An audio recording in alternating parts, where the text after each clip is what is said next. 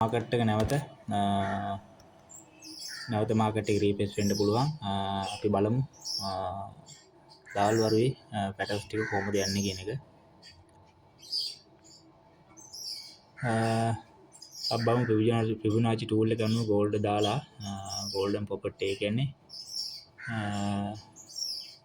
4973ට වගේ එන්න පුළුවන් සම්භාවිතාවක් තියෙනවා. බලමු එච්චර දුරක් ඒද මාකට් එක කොහොමද වෙන්නේ කියලා. අපි ඉස්සෙල්ලා බලමු බයි සයිඩ් එකට ගහලා. නමුත් සෙල් තමයි මෝඩ් එකේ තියෙන්නේ. අපි බලමු අනිවාර්යෙන් මාකට් එක මේ හැරෙට එන්න ඕන. ඇවිල්ලා තමයි මාකට් එක ආපහු රීප්ලේස් වෙන්න ඕන කියන එක තමයි අදහස මගේ.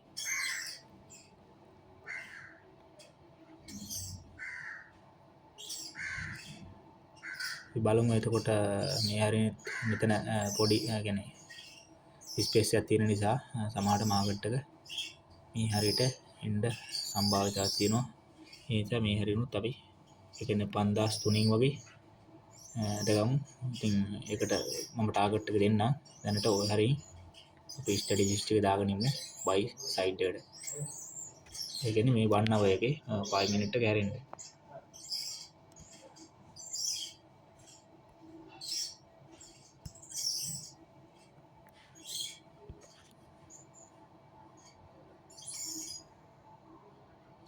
හරි ඕක තමයි මට දෙන්න පුළුවන් මේ හරියෙන් දෙන්න පුළුවන් ටාගට් එක. අපි බලමු ඉස්සරහට තව දවල් වරු වෙද්දී කොහොමද ට්‍රේඩින් පැත්ත වෙනස් වෙන්නේ. ඉතින් ස්ට්‍රැටජිස් වලින් ගත්තොත්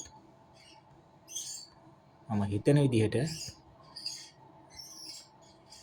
මාකට් එක මෙන්න මෙහෙම වෙන්න පුළුවන්.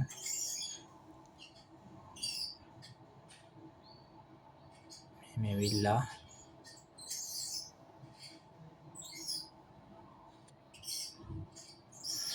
එන්න මේ විදිහට මාකට් එක බයි වෙන්න පුළුවන් සම්භාවිතාවක් තියෙනවා. නැත්තම් මෙහෙම වෙන්න පුළුවන් මාකට් එක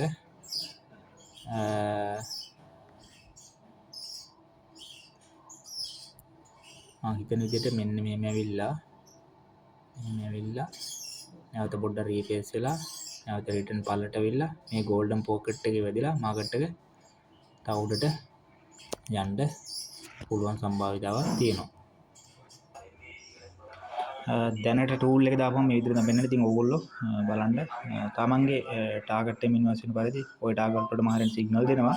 ඉතින් හරියට ටාගට් එකට ආවම මම අනිවාර්යෙන් සිග්නල් එක බලාපොරොත්තු වෙන සිටින් ගෲප් එකේ ඉන්න කට්ටිය. ඉතින් මම කිව්වා වගේ high risk high profit trading කියන්නේ ඉතින් තමන්ගේ කැපිටල් එක ඉන්වර්ස් කරන වැඩේ කරන්න. රයිට්. උදව්